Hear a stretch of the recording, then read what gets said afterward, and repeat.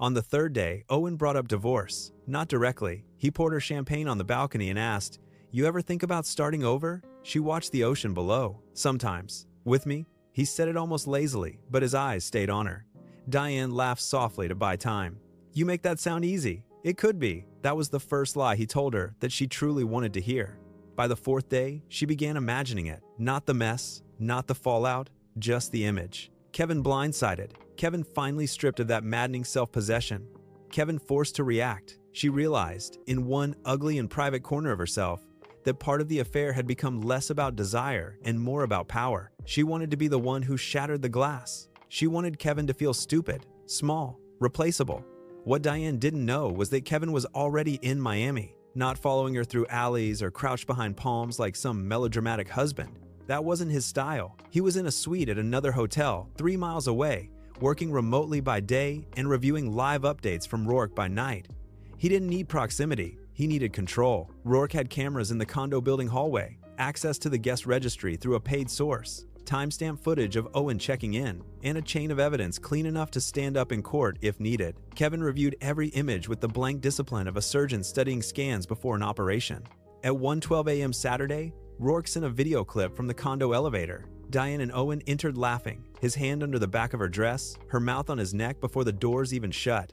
Kevin watched the clip twice. Then he closed the laptop and sat in the dark with the city glowing beneath the windows. For the first time since discovering the affair, he let himself feel something close to mourning. Not for Diane. For the version of himself who had once believed love could survive. Documentation. He slept for 3 hours. When Diane returned to Chicago on Monday evening, she found Kevin waiting in the kitchen with a bottle of wine open and dinner warming in the oven. The warmth of it unsettled her more than accusation would have. She wheeled her suitcase inside. "You cooked?" Kevin looked up and smiled.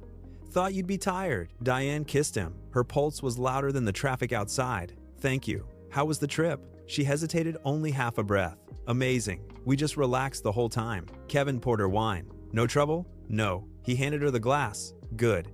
He said it so simply that Diane felt irritation spark beneath her relief. He wasn't asking enough, wasn't jealous enough, wasn't suspicious enough. She had spent days wrapped in secrecy, anticipation, fantasy, and now here was her husband, calm as winter, serving pasta. The indifference stung, and from that sting came the first truly foolish idea. A week after Florida, Diane decided she would not wait passively for life to shift. If Kevin would not feel threatened, she would make him. It began subtly. She started staying late at work more often, though not always to see Owen. Sometimes she stayed only long enough to make the lie credible, then sat in her car scrolling through old photos while Kevin texted asking if she was on her way. She began taking calls in the other room, changed her phone passcode, bought flowers for herself, and said they were from a client. Kevin noticed everything. He also let everything happen. That made Diane bolder. One evening, she left her laptop open on the dining table with a hotel page, visible a boutique property in Milwaukee, 2 hours north. Not booked, just open. A lure. She wanted Kevin to ask. He did not. He only closed the laptop and set it aside before laying out plates for dinner. "Long day?" he asked. Diane stared at him. Something like that. His composure became unbearable, so she escalated again. She recruited a man named Adrian Pike, a junior account executive from her office who had a crush on her so obvious it embarrassed everyone but him. Adrian was harmless, eager, and stupid enough to be useful. Diane didn't sleep with Adrian. She didn't need to. She needed the appearance of options. So Adrian began texting late at night, calling once or twice, leaving just enough digital smoke to suggest fire. Diane made sure Kevin heard her phone vibrating after midnight. Once, she even stepped onto the back porch in silk pajamas and spoke in a low voice while Kevin sat in the darkened living room pretending to read. When she came back in, he looked up from his book. "Everything okay?" She studied his face carefully. "Yes."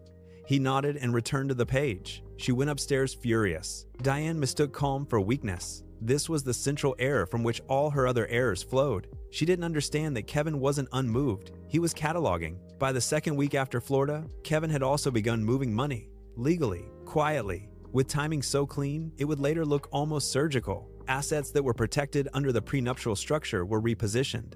Trust instruments reviewed. Joint obligations mapped. His attorney, an old friend named Mara Ellison, who specialized in high-asset divorce, prepared filings without yet serving them. Mara looked over the evidence in her office and asked only one question. "Do you want mercy built in?" Kevin sat across from her, still as stone. "Was there any in what she did?" Mara said nothing. He slid a second folder to her. Inside were records of Diane's spending on the trip. Gifts, transfers, luxury purchases made from accounts she assumed were invisible in the chaos of lies. Alongside them were screenshots Rourke had obtained of conversations with Owen, enough to demonstrate planning, concealment, and intent.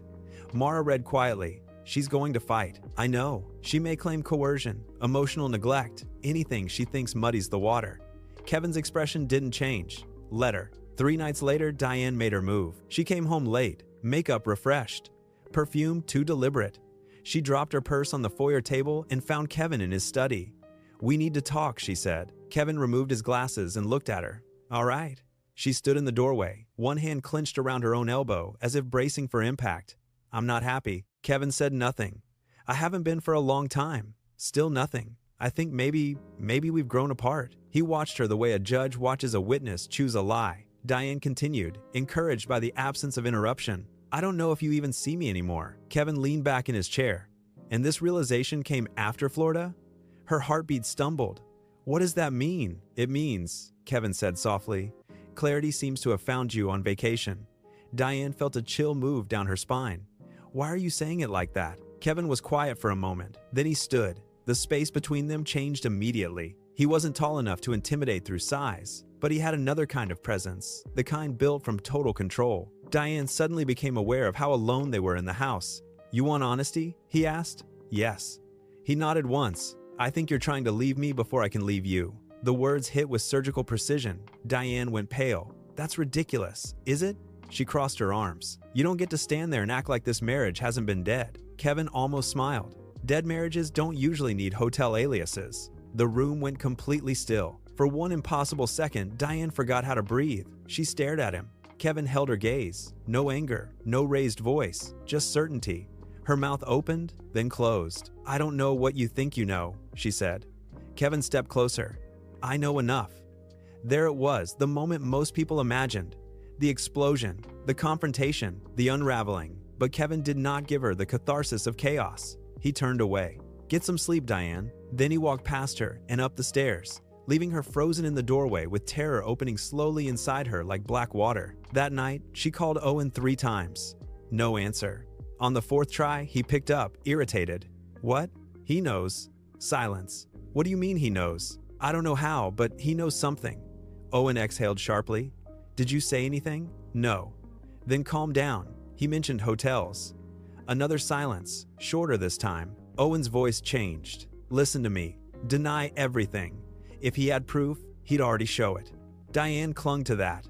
The next morning, she began deleting things. Messages, photos, emails. She wiped cloud backups, scrubbed photo folders, even tossed the dress she'd worn the first night in Miami as though fabric could testify. What she didn't know was that Kevin had her digital records preserved weeks ago through lawful discovery, preparation, and mirrored device logs Rourke had obtained through legal channels. Deletion now meant nothing. Still, Diane felt action restore some control. Then an even darker thought came to her. If Kevin knew or suspected, she needed leverage. So she turned her attention to Kevin himself.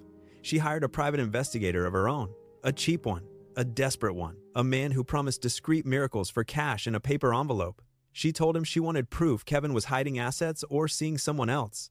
Anything compromising. Anything that would force a negotiation. She convinced herself this was strategy, not panic. For 6 days, the man found nothing. No mistress. No gambling. No secret apartment. No drugs. No hidden family. Only Kevin going to work, meeting attorneys, coming home, and once visiting an old cemetery where his parents were buried. When the investigator handed over the thin report, Diane felt something close to dread. There was something monstrous about a man with no visible weaknesses. So she made one last play. She contacted Adrian and asked him to come by the house one afternoon while Kevin was at the office. She planned to create ambiguity, a scene, perhaps, or at least evidence that she could claim Kevin had become paranoid and abusive, driving her into emotional dependence elsewhere. She didn't have a full strategy. Panic was eroding her talent for long games. Adrian arrived at 3:30 looking both thrilled and terrified. Diane poured him a drink, sat close, let him touch her hand. At 4 to 10, Kevin came home. Not because he was early, because he had known. He entered through the front door while Adrian still sat on the couch, with Diane angled toward him in a posture intimate enough to be incriminating and innocent enough to be sedity. Explained away. Adrian shot to his feet.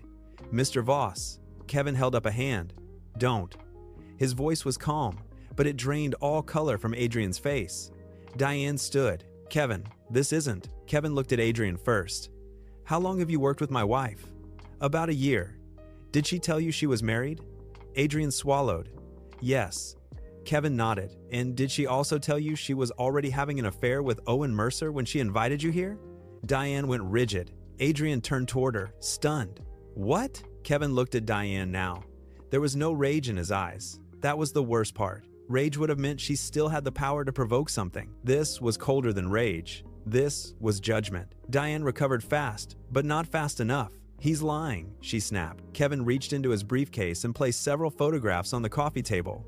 Miami, Owen, balcony, elevator, kissing, in full daylight. Adrian stared down at them in horror, then at Diane. You said he was controlling, Adrian whispered. Diane took a step toward him.